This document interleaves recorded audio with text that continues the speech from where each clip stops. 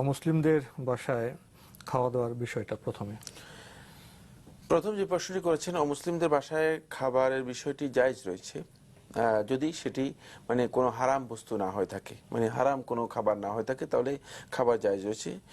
যে সমস্ত হারাম খাবার রয়েছে মানে সেগুলো খাওয়া জায়েজ নেই। মানে তারা কিছু হারাম খাবার জবে করে, যেগুলো মানে যেগুলো জবে করে খেতে হয় তাকে, সে তাদের জবে করা বস্তু খাওয়া হারাম, সুতরাং সেগুলো আপনি খেতে পারবেন না। অথবা তারা যদি হারাম কোনো খাবার পরিবেশন করে সেটাও আপনি খেতে পারবেন না।